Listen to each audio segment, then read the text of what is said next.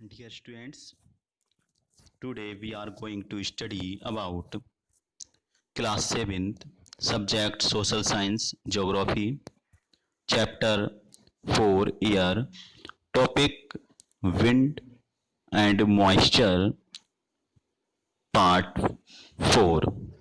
इस वीडियो के माध्यम से हम सोशल साइंस ज्योग्राफी के चैप्टर 4 ईयर के विंड और मॉइस्चर टॉपिक के बारे में आज समझेंगे। At first we talk about the air pressure. Air pressure के बारे में आप जो है डिस्कस करते हैं पहले। As we know that you will be surprise to know that air above us process up with the great force on our body. However, we cannot even feel it. This is because the air presses us from all direction and our body exerts the counter pressure. जैसा कि हम जानते हैं जो वायु दाब है, तो यह जानकर आपको आश्चर्य होगा कि वायु हमारे शरीर पर उच्च दाब के साथ बल लगाती है, किंतु हम इसका अनुभव नहीं कर पाते हैं। क्यों नहीं कर पाते हैं? क्योंकि वायु का दाब हमारे ऊपर सभी दिशाओं से लगता है और हमारा शरीर विपरीत बल लगाता है। जैसे आप देखते हैं कि अगर हम कभी किसी डायरेक्शन में चलते हैं और उसके अपोजिट डायरेक्शन में अगर हवा चल रही होती है, तो हमें चलने के लिए कुछ अधिक फोर्स लगाना पड़ता है। तो air pressure is defined as the pressure exerted by the weight of air on the earth surface as we go up the layers of atmosphere. The air pressure falls rapidly. The air pressure is highest at sea level and decreases with height. Horizontally, the distribution of air pressure is influenced by temperature of air at the given place. जिस तरह से air pressure is the defined as the pressure exerted by the weight of air on the earth surface. पृथ्वी की सतह पर वायु के भार द्वारा लगाया गया दाब वायु दाब कहलाता है। अब वायुमंडल में ऊपर की ओर जाने पर जितने ऊपर तेजी से जाएंगे उतना ही वायु दाब जो है कम होता चला जाता है।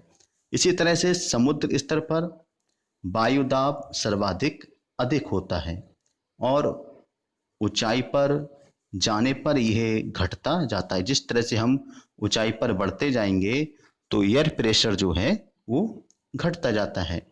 वायु दाब हॉरिजॉन्टली यानी क्षैतिज वितरण किसी स्थान पर उपस्थित वायु के ताप द्वारा प्रभावित होता है। वहाँ का जो टेम्परेचर है उस टेम्परेचर के माध्यम से ये प्रभावित होता है। In areas where temperature is high the air gets heated and rises. जिन क्षेत्रों में अधिक तापमान वाले जो क्षेत्र हैं में वायु गर्म होकर ऊपर उठती है। जो अधिक तापमान वाले क्षेत्र हैं तो वहाँ पर वायु जो है गर्म होकर ऊपर उठेगी। This creates a low pressure area. तो ये जो है निम्न दाब क्षेत्र बनाता है। Low pressure is associated with the cloudy skies and wet weather. निम्न जो वायु दाब है वो बादल युक्त आकाश एवं नम मौसम के साथ जुड़ा होता है।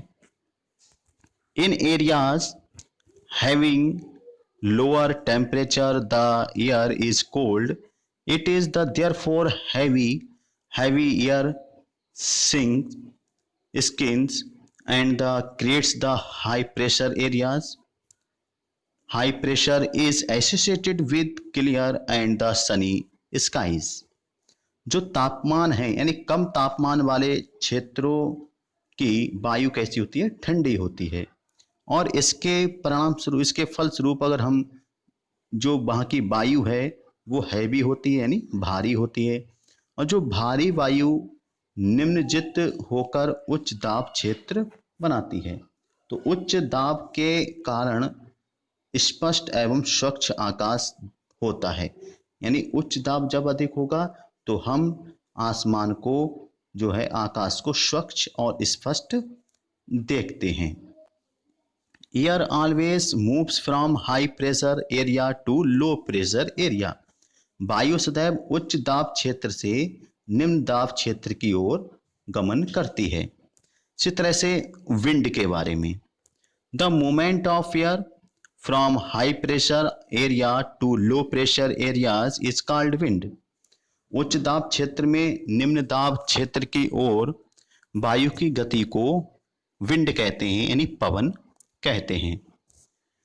You can see wind at work as it blows dry leaves down on the prevent of the uprooted trees during the storm.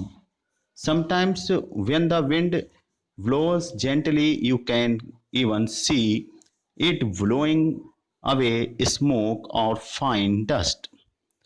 अब देख, you can see the wind at work. हम वायु को काम करते हुए देखते हैं। कब देखते हैं? As it blows dry leaves down the pavement of uproot trees during the storm.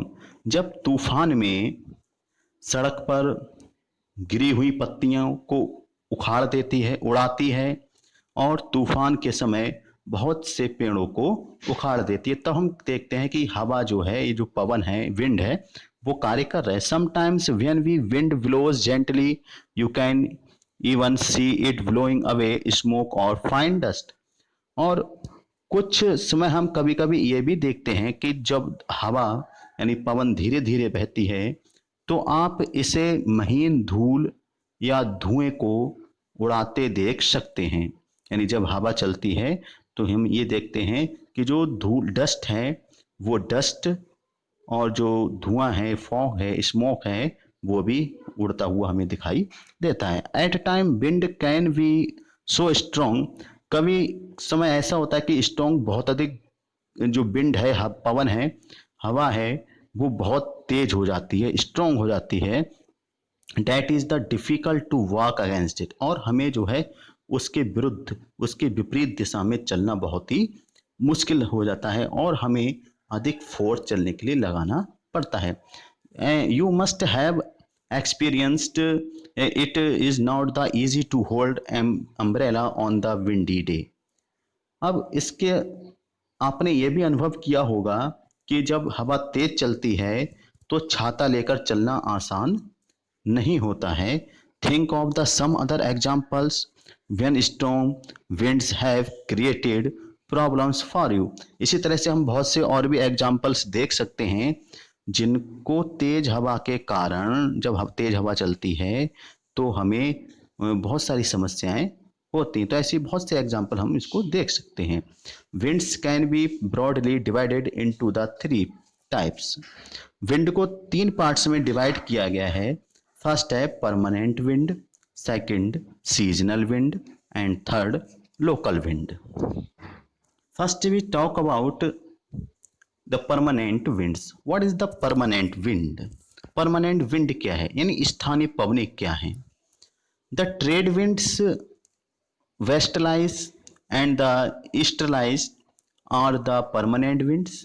These blow constantly throughout the year in a particular direction. जो स्थानीय पवनें हैं, व्यापारिक पश्चिमी और पूर्वी पवनें स्थानीय पवनें कहलाती हैं।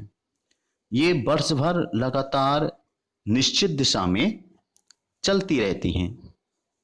इसी तरह से सेकंड नंबर में सीजनल विंड्स, जो मौसमी पवनें कहलाती हैं। These winds change their direction in different season, for example monsoon in India.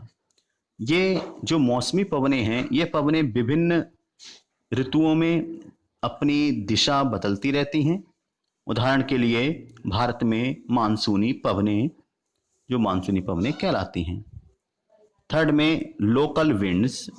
अब लोकल विंड्स में जो स्थानीय पवनें हैं ये these blow only during the particular period of the day or year in a small area.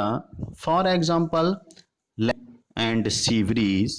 Do you recall the hot and dry local wind of the northern plains of India? It is called लू। अब जो local wind है यानी स्थानीय पवनें हैं, ये पवनें किसी छोटे क्षेत्र में वर्ष या दिन में किसी विशेष समय में चलती हैं। उदाहरण के लिए स्थल एवं समुद्री समीर। आपको भारत के उत्तरी क्षेत्र की गर्म एवं शुष्क स्थानीय पवनें याद हैं जिसको हम लू भी कहते हैं। Cyclone nature's fury. Odisha located on the coast eastern sea coast of India is prone to cyclones that originate in the Bay of Bengal on 17-18 October 1999. Cyclone hits 5 districts of the state. Another super cyclone occurred on the 29 October 1999 that devastated large portion of the state. The damage caused were mainly due to the three factors. First, wind, velocity, rain, and the tidal surge. The winds of uprooted 26 km per hour lasted for over 36 hours. These high velocity winds uprooted trees and damaged the kacha house rooftops of several industrial sites, and other houses were also blown away. Power supply and the telecom lines snapped completely. Heavy rain occurred under the influencing of the cyclone for 3 days continuously. इस तरह से जो चक्रवात हैं यानी cyclones हैं, natures फरी हैं, प्राकृतिक जो आवेश हैं, तो भारत के पूर्वी समुद्र तट पर स्थित उड़ीसा में बंगाल की खाड़ी से उठने वाले चक्रवातों का खतरा यहाँ पर बना रहता है। 17 और 18 अक्टूबर 1919 को राज्य के 5 जिलों में चक्रवात आया। 29 अक्टूबर 1999 को एक अन्य महाचक्रवात आया जिसमें राज्य के 5 बड़े जिलों में जो है काफी तबाही मचाई थी। मुख्यतः पवनों का वेग, वर्षा और ज्वारीय प्रोत्सर्जन से यहाँ पर हानियां हुई। यहाँ पर जो 260 किलोमीटर प्रति घंटे के वेग से पवन 36 घंटे से भी अधिक ज्यादा समय तक चलती रही। तीव्र वेग वाली इस पवन ने पेड़ों को उखाड़ दिया और कच्चे घरों को नष्ट कर दिया। अनेक औद्योगिक भवनों व अन्य घरों की छतों को भी उखाड़ दिया। विद्युत आपूर्तियां, टेलीफोन लाइन पूरी तरह से कट गईं। चक्रवात के फलस्वरूप लगातार 3 दिनों तक भारी वर्षा होती रही और इस वर्षा के कारण उड़ीसा की प्रमुख नदियों में बाढ़ आ गई। चक्रवाती जो पवनों के कारण उठी ज्वारीय तरंगे स्थल पर 20 किलोमीटर तक आ गईं। इसके परिणाम स्वरूप तटीय क्षेत्रों में भयानक तबाही भी हुई और अचानक 1 से 10 मीटर ऊंची ज्वारीय तरंगे भी आ गईं, जिसके कारण तैयार खड़ी धान की फसल भी पूरी तरह से नष्ट हो गई थी। In the other topic we discuss the moisture, जिसको हम आर्द्रता कहते हैं कि moisture क्या है यानी आर्द्रता क्या है। When water evaporates from the land under different water bodies, it becomes water vapor. Moisture in the air at any time is known as the humidity. When the air is full of water vapor, we call it a humid day. जैसा कि हम जानते हैं कि जो आर्द्रता है यानी जब जल पृथ्वी पर विभिन्न जलाशयों में वाष्पित होता है, यानी जो वाटर बॉडीज हैं, तालाब हैं, झरना हैं, नदियां हैं, सीज हैं, तो यहाँ से जब जल पृथ्वी के विभिन्न जलाशयों से वाष्पित होता है तो ये जल वाष्प बन जाता है और वायु में किसी भी समय जल वाष्प की मात्रा को आर्द्रता यानी ह्यूमिडिटी कहते हैं। When the air is full of water vapor, we call it the humid day. जब वायु में जल वाष्प की मात्रा अधिक हो जाती है तो इसे हम आर्द्र दिन कहते हैं। As the air gets warm, जैसे हवा गर्म होती है, its capacity to hold the water vapor increases. तो इसकी जो कैपेसिटी है वाटर वेपर को जल वाष्प को पकड़ने की वो और अधिक बढ़ जाती है। On the humid day clothes take longer to dry and sweat from our body does not evaporate easily making us feel very uncomfortable. आपने यह भी देखा होगा कि इसी प्रकार से जो जल धारण करने की जब यहाँ वायु की क्षमता बढ़ जाती है और आर्द्र के दिनों में कपड़े सूखने में काफी समय लग जाता है क्योंकि उस समय वायु में भी काफी नमी होती है जिसके कारण गीले कपड़े जल्दी नहीं सूख पाते हैं और हमारे शरीर से जो पसीना निकलता है वो भी काफी समय जो है सूखने में उसको भी लगता है। इस तरह से हम जो है असहज महसूस भी करते हैं। When the water vapor rises, it starts the cooling. The water vapor condenses, causing formation of the droplets of water. Clouds and just masses of the such water droplets. When these droplets of water become too heavy to float in air, then they come down as precipitations. जब जलवाष्प ऊपर उठता है तो यह ठंडा होना शुरू हो जाता है और जलवाष्प संघनित होकर यानी कंडेंस होकर ठंडा होकर जल की बूंदें के रूप में परिवर्तित हो जाता है। बादल भी इन्हीं ड्रॉपलेट से बनता है, यानी जो बादल है वो इन्हीं जल की बूंदों का ही एक समूह होता है। जब जल की ये ड्रॉपलेट्स यानी जो बूंदें हैं वो इतनी भारी हो जाती हैं कि वायु में तैर ना सकें, यानी जब जल की बूंदें इतनी भारी हो जाती है जिसके कारण वायु में नहीं तैर सकती हैं तो ये वर्षण के रूप में यानी बारिश के रूप में नीचे आ जाती है जिसको हम प्रिसिपिटेशंस कहते हैं। Jet planes flying in the sky leave the white trail behind them the moisture from air engines condenses we see trails of these condensed moisture of some time when there is no air movement to disturb it।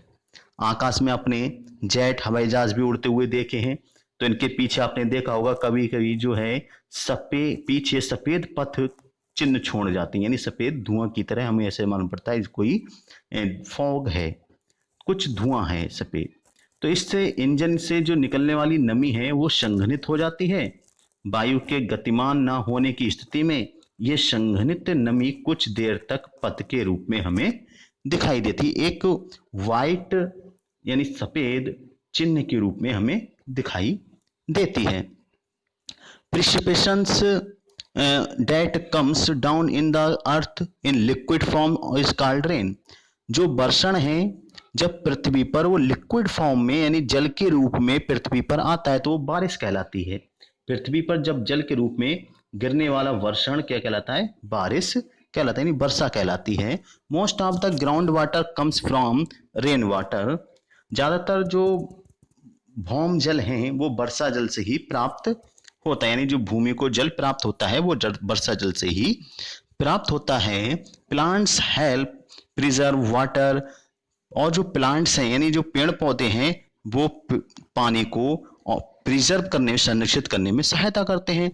When trees on hill side are cut rain water flows down to the where mountain and can causes flooding to low lying areas. और इसी तरह से जब पहाड़ी पर्वतों से पेड़ काटे जाते हैं वर्षा का जल अनावृत पहाड़ों से नीचे बहता है एवं नीचे जो निचले इलाके हैं उन इलाकों में कारण जो है बाढ़ का कारण बन जाती है। तो इस प्रक्रिया को के आधार पर वर्षा में 3 प्रकार की होती हैं। एक यहाँ पर हम अभी साइक्लोनिक रेनफॉल्स के बारे में डिस्कस करेंगे, साइक्लोनिक रेनफॉल्स के बारे में। तो यहाँ पर जो warms air rises above the cold air from the front, इस तरह से साइक्लोन रेनफॉल्स है। और ये संवहनी वर्षा, जिसको हम कॉन्वेंशनल रेन कहते हैं, सूर्य की हीट पड़ने के बाद में इवेपोरेशन होता है। इवेपोरेशन होने के बाद में वायु में ही ड्रॉपलेट्स बनती हैं, बूंदें बनती हैं, और उन बूंदों के बनने के बाद में पृथ्वी पर ये बारिश के रूप में गिरने लगती हैं। The air drops down over the high ground, यानी पृथ्वी पर बूंदों के रूप में नीचे आ जाती है।